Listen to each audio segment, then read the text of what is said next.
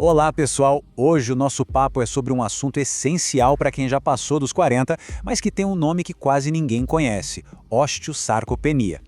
O nome é complicado, mas o que ele significa é muito importante. É sobre quando a gente começa a perder força nos músculos e, ao mesmo tempo, os ossos ficam mais frágeis. Entender isso é o segredo para a gente envelhecer com mais saúde e, claro, com mais segurança. Mas antes da gente mergulhar nesse assunto, aquele nosso combinado de sempre, tá bom? Tudo que a gente vai conversar aqui é para informar, para abrir a mente, mas de jeito nenhum substitui uma consulta com um médico ou outro profissional de saúde, combinado? Saúde é coisa séria e precisa ser tratada com quem entende do assunto. Pensa bem, muita gente se preocupa, com a ideia de perder músculos ou de ficar com os ossos mais fracos com o passar do tempo. Mas a gente costuma pensar nessas coisas de forma separada. E se eu te disser que o verdadeiro perigo mora justamente quando esses dois problemas resolvem andar de mãos dadas? Então vamos lá, vamos começar a desvendar o que é essa dupla perigosa. É uma condição que, a maioria das pessoas nunca nem ouviu falar, mas que tem um impacto gigantesco na nossa qualidade de vida. Parece cedo, né? Mas a partir dos 30 anos, o nosso corpo já começa, bem devagarinho, um processo natural de perda de massa muscular e óssea. O grande problema é que por muito tempo a medicina olhou para isso de forma separada. Fraqueza muscular era uma coisa, osso frágil era outra. Só que a verdade é que as duas coisas estão totalmente conectadas, e é nessa conexão que o risco se multiplica. Para a gente entender de verdade essa ameaça combinada, primeiro a gente precisa dar nome aos bois. Vamos entender as partes individuais do problema. Afinal, como é que a saúde dos músculos pode afetar tanto a segurança dos nossos ossos? Bom, de um lado a gente tem a sarcopenia.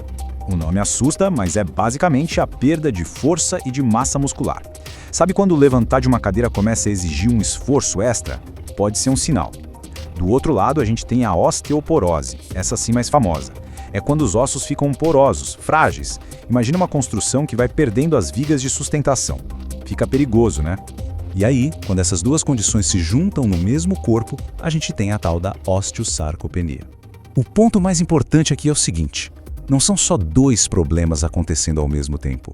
É uma síndrome única, em que a falha de um acelera a falha do outro. Um puxa o outro para baixo. A lógica aqui é perversa. Olha só, a sarcopenia deixa a pessoa mais fraca, com menos equilíbrio. O resultado? O risco de cair aumenta muito. Aí entra a osteoporose. Com os ossos já frágeis, aquela quedinha boba que talvez não desse em nada, agora tem uma chance altíssima de virar uma fratura grave. É um ciclo muito perigoso. Tá bem, mas por que parece que essa condição pisa no acelerador depois dos 40 anos? Vamos dar uma olhada agora nos principais gatilhos que estão por trás disso. A gente pode resumir os grandes aceleradores em 3 grupos. Primeiro, as mudanças hormonais, que não tem para onde correr. Segundo, alguns fatores internos, como uma tal de inflamação crônica. E terceiro, e talvez o mais importante, aquilo que está nas nossas mãos, o estilo de vida.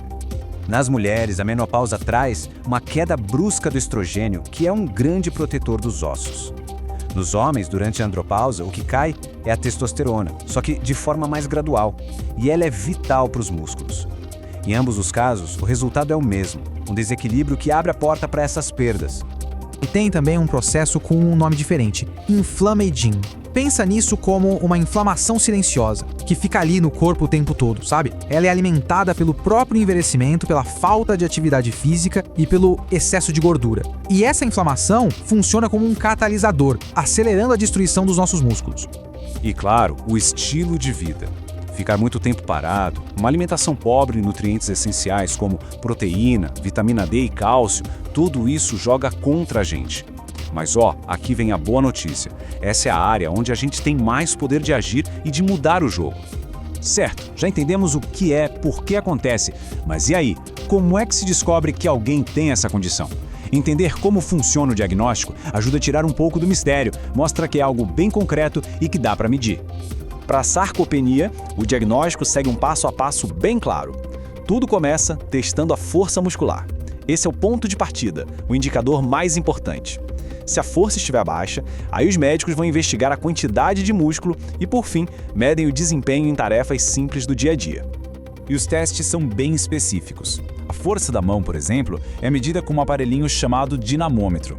Parece algo pequeno, mas a força do aperto da mão diz muito sobre a força do corpo todo. A massa muscular é avaliada com o mesmo exame da osteoporose, a densitometria óssea. Super prático, né? E o desempenho geral, muitas vezes é medido com algo bem simples, como a velocidade da caminhada. E falando em velocidade da caminhada, esse número aqui é um marcador crucial. Uma velocidade de 0,8 metros por segundo ou menos é um grande sinal de alerta. É um indicador de baixo desempenho físico e de um risco bem aumentado para sarcopenia. Já para a osteoporose, o diagnóstico também é super bem estabelecido. O padrão ouro é a densitometria óssea, a DSXA, que vai medir a densidade dos ossos. E existem até ferramentas como o FRAX, que ajudam os médicos a calcular o risco de fratura nos próximos 10 anos, o que é ótimo para planejar a prevenção. Então, depois de tudo isso, qual é a grande lição que fica? A mensagem principal aqui é sobre poder. Entender a osteosarcopenia não é para gerar medo, muito pelo contrário. É para dar as ferramentas para a gente poder agir. A chave é esta: o tratamento não pode focar só no osso, ignorando o músculo, ou focar só no músculo, ignorando o osso. A abordagem precisa ser integrada, tem que fortalecer a estrutura e otimizar o motor do corpo, tudo ao mesmo tempo. E levar esse conhecimento para uma consulta médica é fundamental. Chegar lá sabendo disso permite fazer as perguntas certas, discutir uma estratégia de prevenção ou de tratamento que olhe para o nosso sistema músculo-esquelético como um todo, de forma integrada. E para fechar, fica aqui uma reflexão. Será que os nossos músculos e ossos estão recebendo a atenção integrada que eles merecem?